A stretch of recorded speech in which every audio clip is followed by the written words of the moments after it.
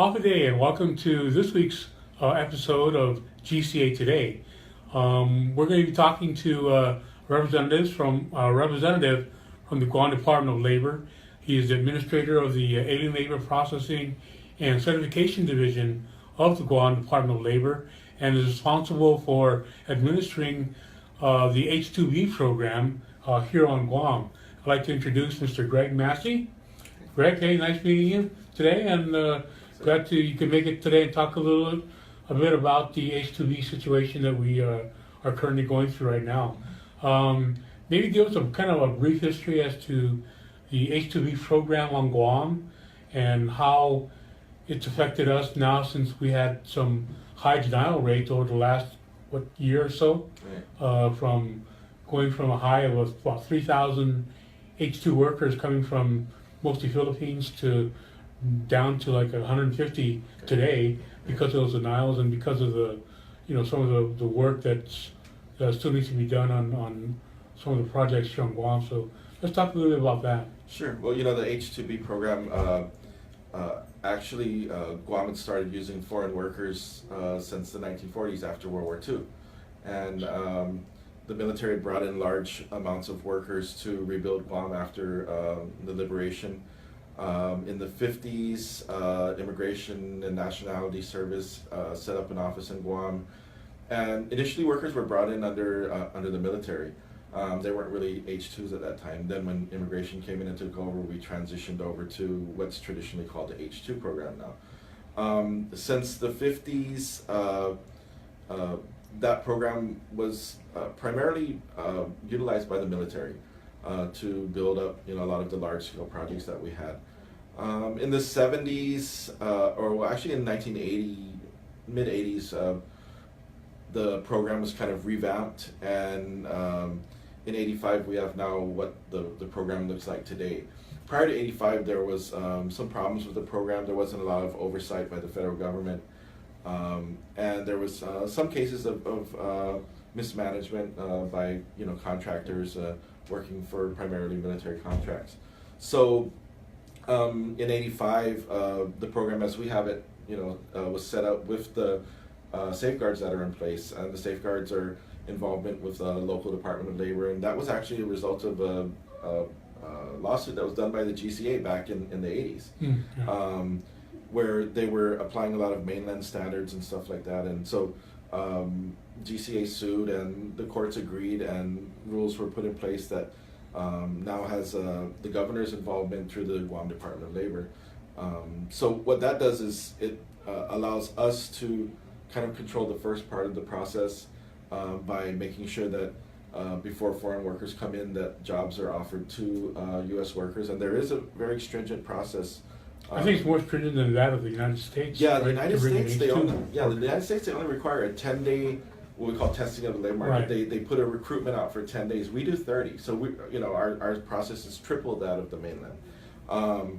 And the other good part is, since our jurisdiction's kind of small locally, we make sure that when someone applies, we actually go and verify to the extent that we can. Now, of course, employers can hire who they want, but we make sure that all factors being equal, that these U.S. workers get first shot at the apple before we go ahead and approve for them to bring in local workers.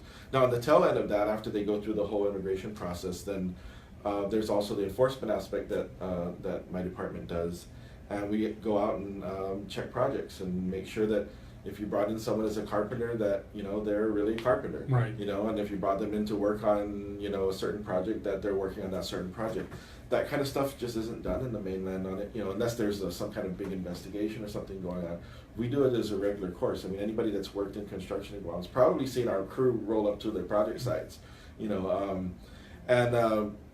that's really stopped a lot of fraud and abuse that happens in the mainland, and even as close as CNMI. Just recently, there was a big case over there where a lot of people on tourist visas were working in construction. Would you say that the fraud and abuse has reduced since in the early 80s or early 70s? Oh, definitely. Because there's no doubt that there maybe have some abuses, in the program, but after things have changed in 1985, there's more vetting on your part, on Department of Labor's, Guam Department of Labor's part, and making sure that there's none of these abuses exist anymore. Right. Yeah, I remember I was reading some of the reports that people had put together back in the 60s and 70s, and there was a lot of rampant abuse going on. That kind of stuff. There's little cases here and there now, and I mean, sometimes you'll get bad guys do bad things. You'll have contractors that cut corners and stuff. But for the most part, there's nothing systemic. I mean, we don't see rampant fraud and abuse going on. You may see a couple of wage cases or maybe an immigration fraud case here, and pretty much we catch it. I mean, we don't like to toot our horn too much, but a lot of the cases that you see in the newspaper recently, the ones that came recently are the ones that you've been working on. The ones we worked on. We're not going to go on the newspaper and say that that was our case, but anything that's big that happened with the H2 program was because we found it. And then we clued in the feds, worked with the feds, and then ultimately the feds are, because it's an immigration issue, the feds have to take the lead on that because that's their jurisdiction. But all of the big cases in the past since the 90s have all been us initiating it. We've found it through investigation and through inspections, passed it along, helped the feds, and the wheels of justice on the federal side take long. Sure, the cases take forever. And then we do have penalties that we issue, and those really go a long way to enforcing compliance. But there's this big and I have to say it, there's a big stereotype out there that foreign workers are cheap foreign labor that's abused, and really it's not the case. Bringing in foreign workers costs a lot more money than recruiting locally. Absolutely, and contractors I know prefer to hire local and train local. Definitely. Because it's a lot cheaper to keep them and to retain them than it is to bring in a foreign worker. And even though it's going to be temporary work they're doing, it still costs money to house them, feed them. Right. The attorney's fees. And everything that goes along with it. So it only makes sense to hire and train local people, but you're right. You got a perception out there where they think the foreign worker is cheap labor, and therefore they're driving our local payroll or local pay rates down for the U.S. citizens working here on Guam. Right. And that's not the case. Yeah, it's really not. I mean, maybe to some extent, depending on which side of the road you stand, as an economist or something, but the foreign labor. If we were to go and train up everyone we needed, say that like when they built the hotels in Tuman, they brought in, I think at the height we were at about 3,000 H2s back in 1995, and you needed to staff up for those projects. And then when the projects completed, you didn't want a bunch of unemployed people sitting there with no job. Mm-hmm. So it complements the local workforce. We do have a lot of people say, well, there's no local workers. I keep seeing that in the newspaper, and it's absolutely not true. We have a local construction workforce of about 5,000 people that are working pretty much full-time. But they're the ones that do the work that, right. And they can do the maintenance side also during a normal business day. Right. But when you got stuff that's thrown in there, like the military build-up, billions of dollars worth of projects. Right. How do you bring in 5,000 people and then... And you can't train all that because, it's got a sunset period where what do you do with these workers after the job is done? Right.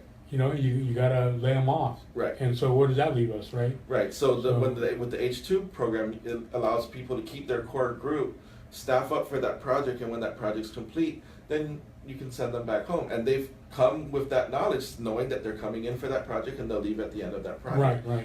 So it allows employers, like I said, to keep that core workforce, keep doing those projects, be profitable, and keep employing U.S. workers. Mm-hmm. A lot of people don't see it that way, and that's just kind of how the system works. Okay. On the other side of that thing also is not just bringing the workers to do the actual work, but some of the fees that are charged to the contractors who bring in these workers go to a training fund. Correct. But that training fund is not to train, I guess, construction workers, if you will, although it makes sense to do it that way because there's always a shortage, right?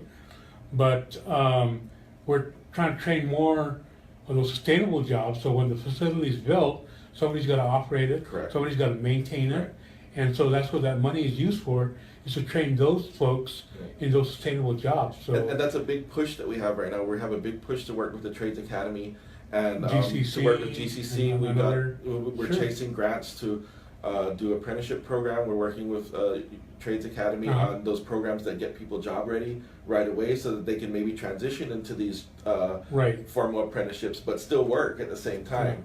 You know, so that's a big push right now, is training up as many local workers as we can, and then decrease that dependence on the foreign workers. So basically, our H-2B workers are not here to take over jobs, American jobs, from American citizens or U.S. citizens, locals, and so, but they're also here to, help supplement our workforce. But at the same time, we're building a training fund to train those sustainable jobs and people that are going to take over those jobs. So it's a good program for Guam. It works Right. good for Guam. We're just hoping that it continues. We've actually seen that each H2 worker supports about 4.5 local workers. Yeah. Yeah, and that's come out of Congress, actually. That's not even coming from us. So, like I said, for each H2 that comes in, you've got four locals that are benefiting from that support. Okay. Yeah. Well, Greg, that's a lot of information that you gave us, and I appreciate that. I hope people get a better understanding of the H2B program and the importance of it, is not just in construction, but into all the other industries here on Guam as well, including training of our own local workforce, our homegrown folks. So that was good insight, and I'm glad you were able to share that with us today. Pleasure to be here. And until next week, this is James Martinez with the Guam Contractors Association.